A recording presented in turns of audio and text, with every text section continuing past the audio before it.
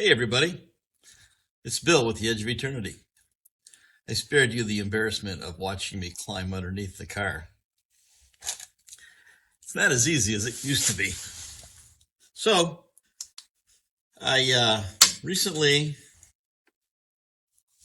made some new brake lines, and I'm installing the line that goes across the car from the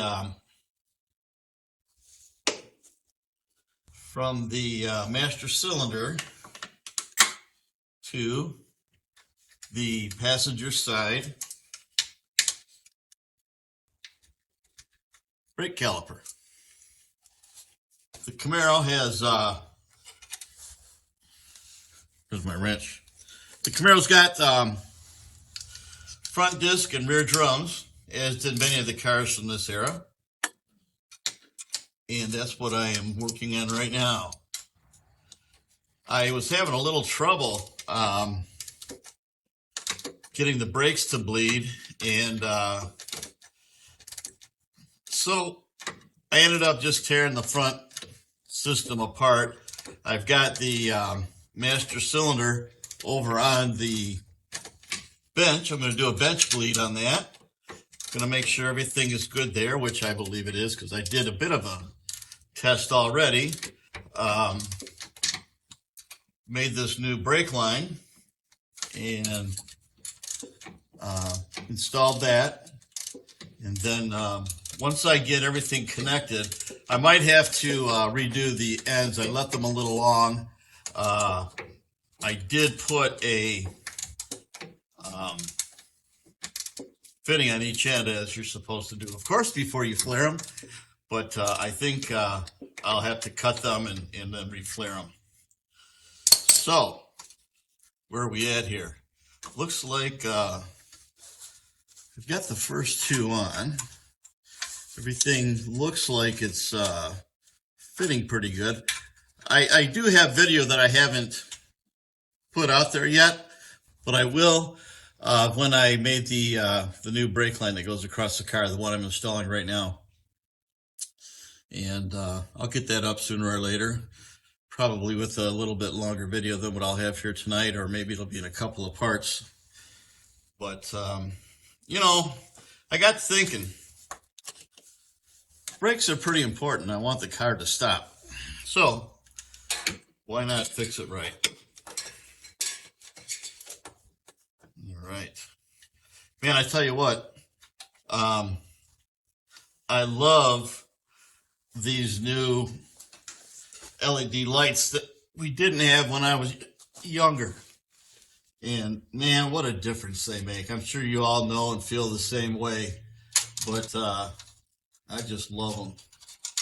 You know, I think back to when I was a kid and my dad was alive, and we did everything manually. We never had an air compressor. We never had power tools other than like a drill, okay? Everything was done manually. And we worked out of a toolbox that was, you know, about yay big, had a good set of sockets and ratchets and the old speed wrenches that some of you may not even know what are. And that, all that kind of stuff, open-end wrenches, everything was Craftsman. And now with the lights, you know, the LED lights with magnets, and you know, you can position them in any attitude you want to, and with the air tools and the electric power tools and all that, it's really made a lot of these projects a lot more pleasurable to do, because the new tools just speed everything up. But it wasn't always that way. And I wish my dad could see this stuff. He died at a young age of 54 from Lou Gehrig's disease. But in those early years, we were able to build a lot of cars and work on a lot of motorcycles together. And it was just a real blessing to have him and do that. So, hey, if you got a kid that's watching you work on these cars, get him involved. You know, look at people like Bryce with his daughter, who is always involved on iSpider Garage, and I get my granddaughters and my grandson involved out here with me in the garage. And we need to do that with these kids because it gives them something to do besides text on their phones and watch TikTok videos.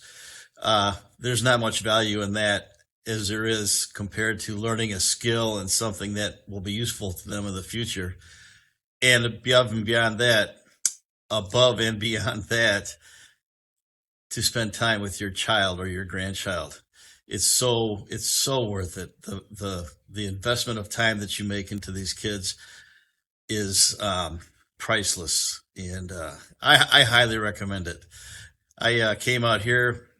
Oh, this is a couple years ago. My mom was a young 85, I think, and my granddaughter was under the car right where I am right now, looking for a bolt that she lost. It was a special bolt that we made for the fuel pump on this car, and it had to be a certain length, and we made it on the mill, and it was a real learning experience for her, and she dropped it and lost it.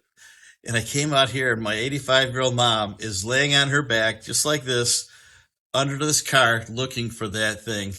And I got pictures of it, and my granddaughter will never forget it, and I'll never forget it. These are times that we can really use to develop our children into adults who will eventually become self-sufficient and able to survive in this world. So never underestimate that. It's really important. So anyways, let's get back to the brake lines. I got one more fastener. And it's the hardest one of all because I've got it behind some insulation that I'm insulating the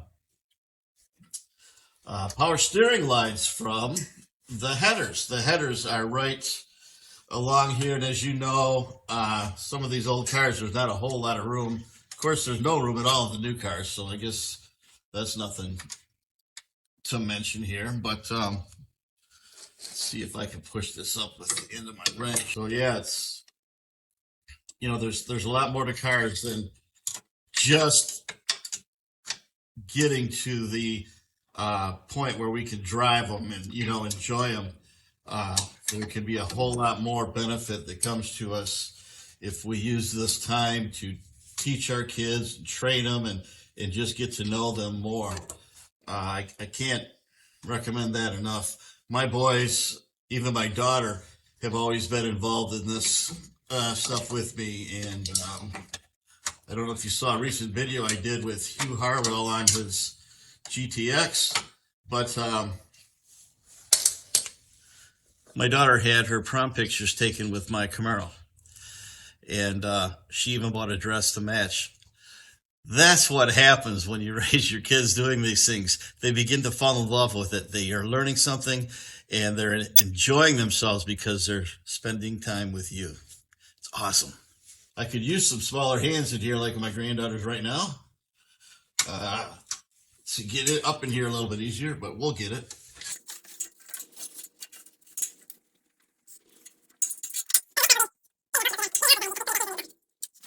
Went and got everybody's favorite tool, a flat nose screwdriver. Not necessarily the favorite tool for screws, but they were great as chisels and corking tools and pry bars. That's what I'm using it for, a pry bar.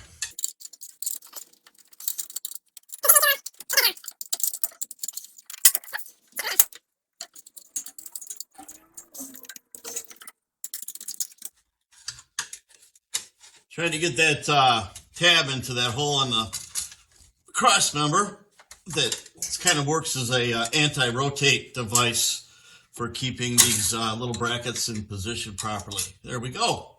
Got it. Now, probably going to have to go get an open-end wrench, I think, to actually tighten this down. But let me see if I can get it started at least. See how many times I have to drop this bolt before I actually get it in. So far, the counter is on 1. Oh, that's 2. Well, let's see here. I have a feeling if I cut this stainless steel zip tie, I'll be able to do this easier. I'm going to go get some cutters. Steel Zip ties are tough, and I think that's the whole point.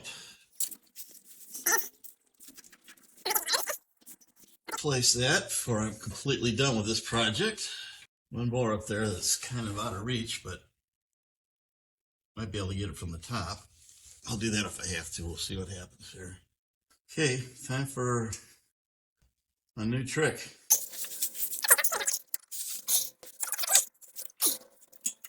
Sometimes, if your spine is like mine, has a lot of titanium parts in it, this stuff can be painful. But you just got to deal with it. What if I could get that from the top? Oh.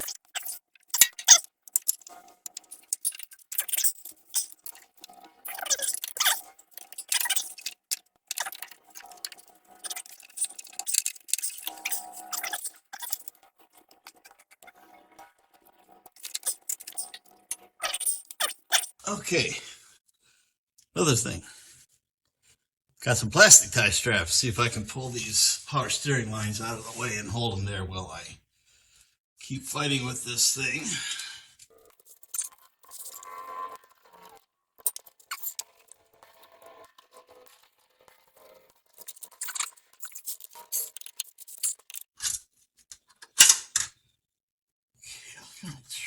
Oh, that worked perfect.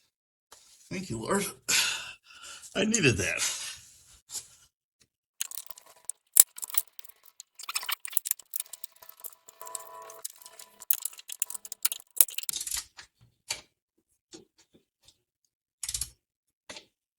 Here's another thing we didn't have back in the 60s and 70s, at least at our house. Ratcheting, box end wrenches. Another marvelous invention by the tool companies.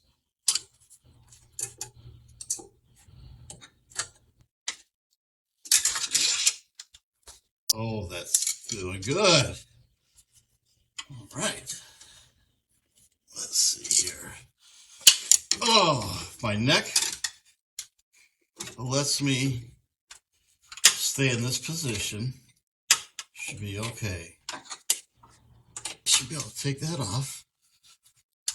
Oh, that was awesome. Thank you, God. Thank you, God.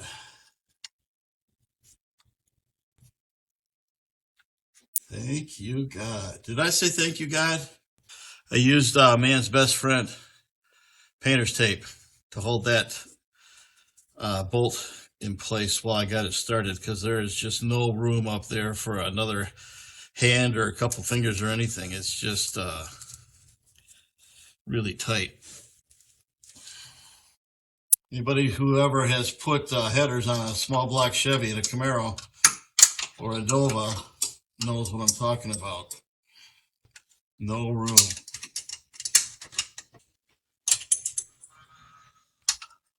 If you guys have watched Arco's station lately, you may have noticed that he just put a lift in his shop. That would make this a lot easier. About 7 years ago, I had spine surgery, and I have titanium in there now in my back and my neck. Really feel it when I'm doing this kind of stuff, laying on my back, trying to hold my head up, and it just doesn't move like it used to. But that's tight. Now we can go up top. Okay, right here is that brake line, and right where my got the car jack way up in there, we'll connect to connector right there, and we'll go around to the other side. My biggest fan. And here is the other end of that line.